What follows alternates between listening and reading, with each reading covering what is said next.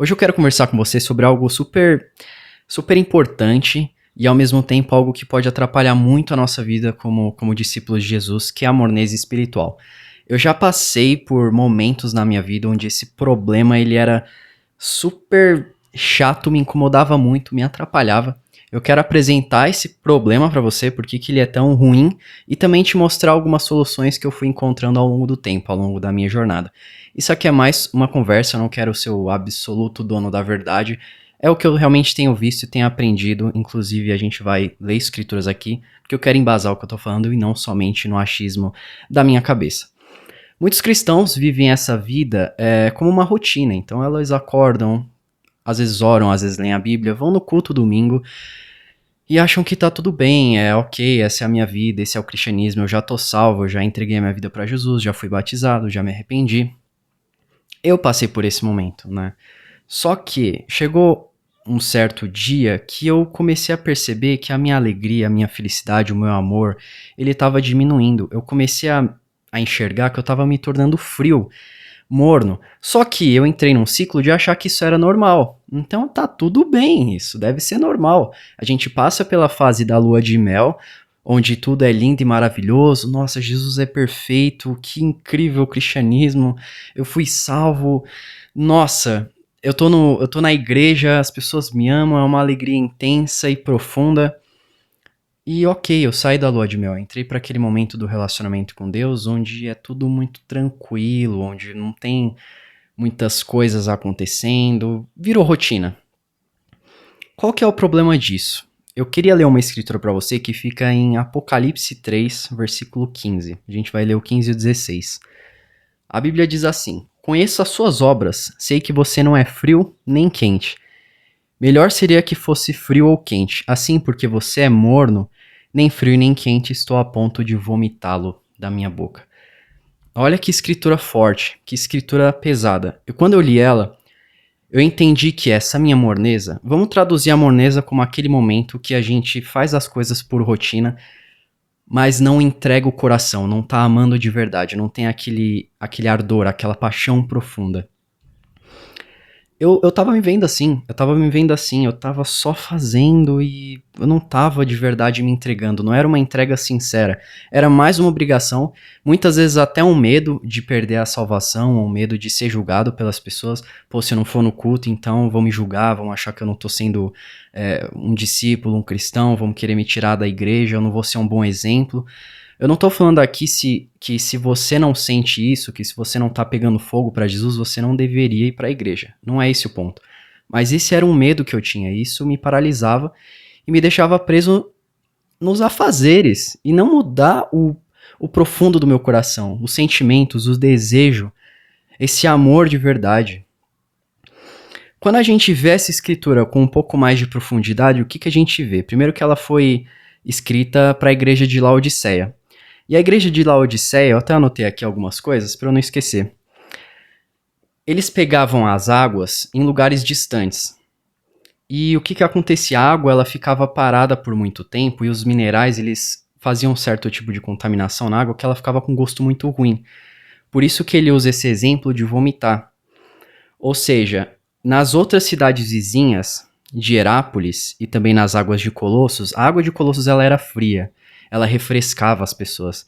E nas águas de Herápolis, a água ela era quente, ela servia para curar. Só que o problema é que na água de Laodiceia, ela ficava morna, as pessoas tomavam, ela dava essa ânsia, esse mau gosto, entende? Por isso que ele faz essa analogia. Então é isso, traduzindo para nossa vida espiritual, tem momentos que a gente tá muito acomodado, a gente tá morno, e não é isso que Jesus quer. Esse não é o certo, ele tá a ponto de vomitar a gente. Então chega momentos onde a gente vê pessoas ao nosso redor que aparentemente estavam bem, só que elas estão abandonando o cristianismo, trocando por pessoas, por relacionamentos, trocando por trabalho, se afastando da igreja, se afastando de Jesus. Pô, mas aquela pessoa vinha todo domingo, o que que aconteceu? Ele se tornou morno. Ela se tornou morna. Isso é super sério, porque eu vejo hoje muitos cristãos indo para a igreja e só isso. Eles só vão no domingo, eles só vão no sábado.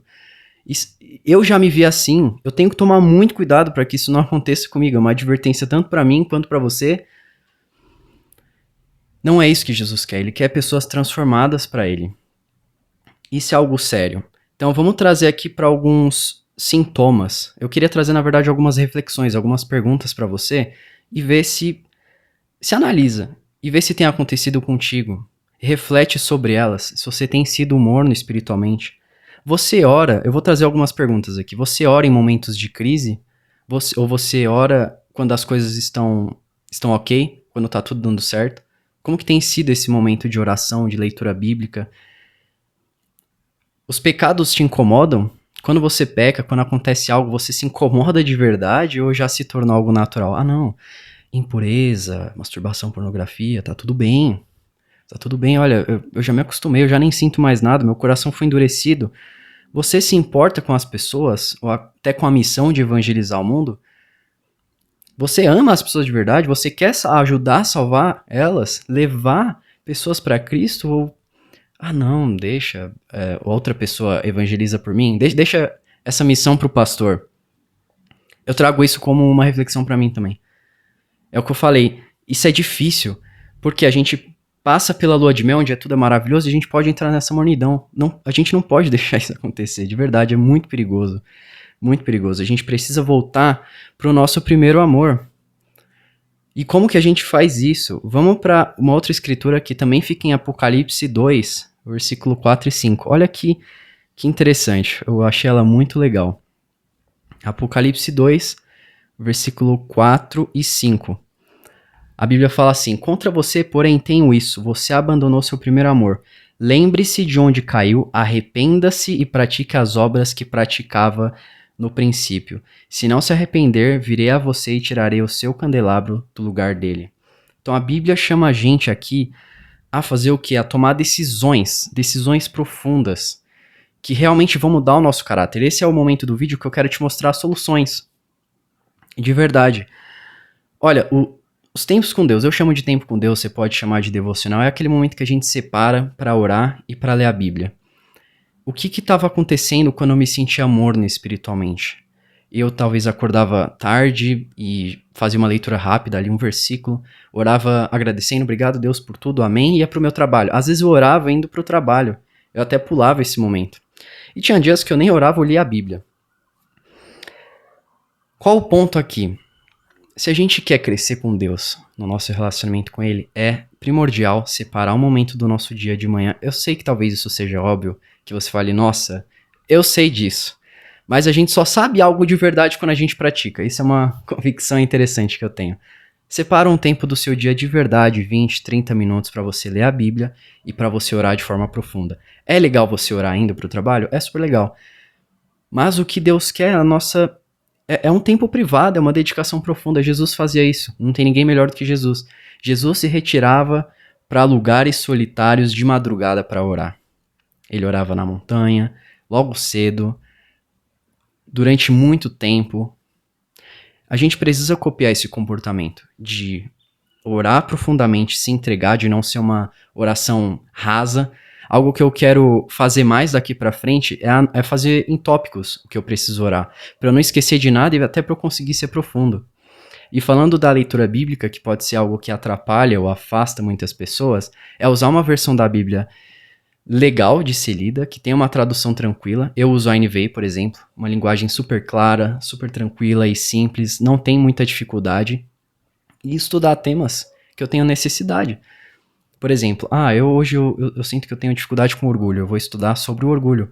Ou eu quero entender melhor a história de Jesus, eu vou e pego os evangelhos. Então é separar por esses tópicos, porque me anima muito mais a ler a Bíblia, do que ser algo meio aleatório. Deixa eu abrir numa escritura aqui e ler a primeira coisa que aparece na minha frente. Sendo sincero, isso não é algo que me incentiva muito, eu até fico meio, vou ler. Agora, quando eu vejo a necessidade de estudar um tema que eu sei que vai mudar a minha vida se eu me aprofundar nele, aí sim isso me anima a ler. Então eu queria compartilhar isso com você. Outra coisa, o louvor. A gente cantar é algo que mexe com o nosso espírito, de verdade. É incrível, eu gosto muito de cantar, eu canto sozinho porque minha voz não é muito legal.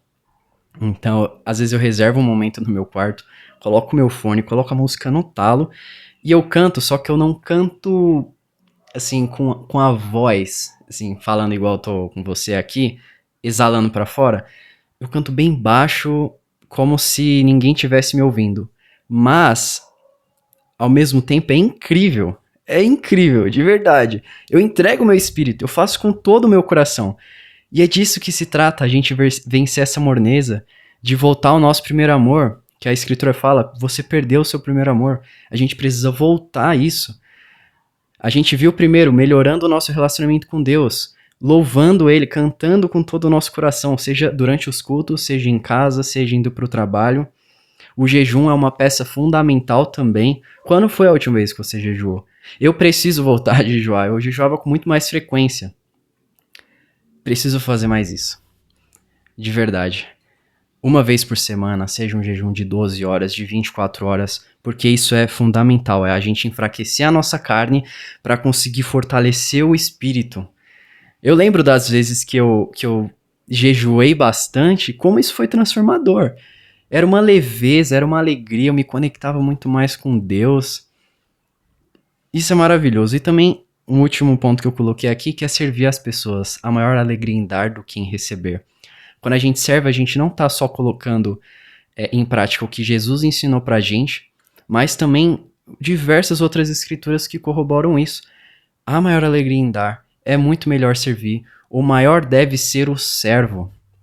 E não é pro nosso próprio orgulho ou pra se sentir bem, mas é de justamente reacender essas chamas que foram apagadas, pra gente não ser vomitado, pra gente não apagar e morrer espiritualmente, mas pra gente realmente reviver e voltar a esse amor e estar conectado com Deus.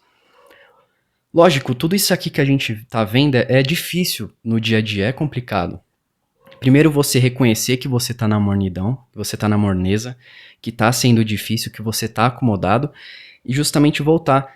Mas lembra que é tudo um processo e é reconhecer e querer se arrepender. A escritura menciona o arrependimento aqui. Então, o que eu queria deixar de lição principal é isso. Se você hoje é um cristão que está fervendo para Cristo, dando o seu melhor, amando profundamente, incrível, continue assim.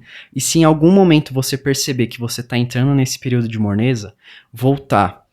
Não se acomoda, por favor. Um conselho sincero, não se acomoda. Eu já me acomodei muitas vezes, eu tive que tomar um chacoalhão profundo. Quantas vezes eu quase não desisti do cristianismo, sendo muito aberto e sincero com você. Momentos que eu tava por um fio, de achar que tava tudo bem, só ir no domingo, ler de vez em quando, quase nunca evangelizar.